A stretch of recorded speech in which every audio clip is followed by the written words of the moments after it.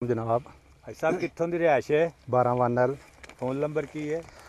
0345 46 91 598।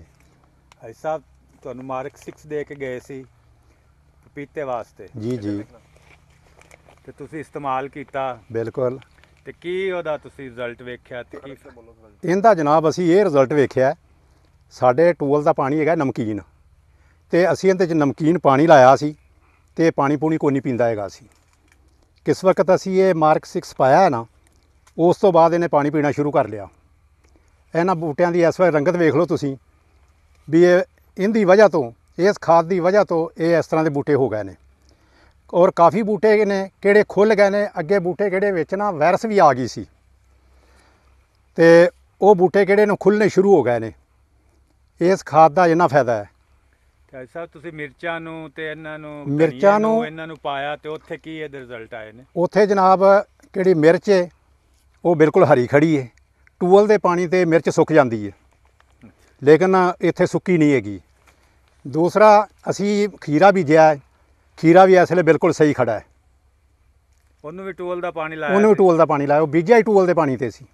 ਅੱਛਾ, ਮਾਰਕ 6 ਜਿਹੜਾ ਇਹ ਅਸੀਂ ਆ ਕੇ ਦੱਸਨੇ ਆ ਤੁਹਾਨੂੰ ਵੀ ਐਵੇਂ ਖਾਰੇ ਪਾਣੀ ਨੂੰ ਮਿੱਠਾ ਕਰਦਾ, ਵਾਕਿਆ ਹੀ ਐਵੇਂ ਗੱਲ ਹੈ? ਨਹੀਂ, ਵਾਕਿਆ ਬਿਲਕੁਲ ਸਹੀ ਗੱਲ ਹੈ। ਖਾਰੇ ਪਾਣੀ ਨੂੰ ਮਿੱਠਾ ਕਰਦਾ ਹੈ। ਅੱਛਾ, ਉਸ ਪਲਾਟ ਨੂੰ ਤੇ ਇਸ ਪਲਾਟ 'ਚ ਕੀ ਫਰਕ ਹੈ?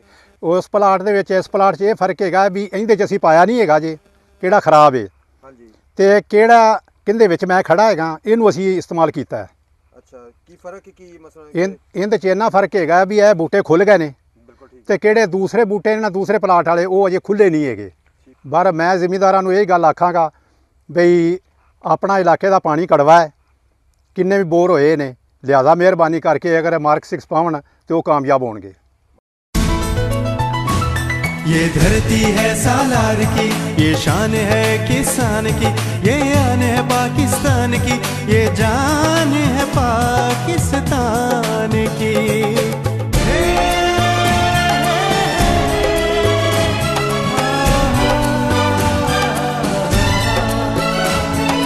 अमन और प्यार की बोले जुबान, यहाँ खेत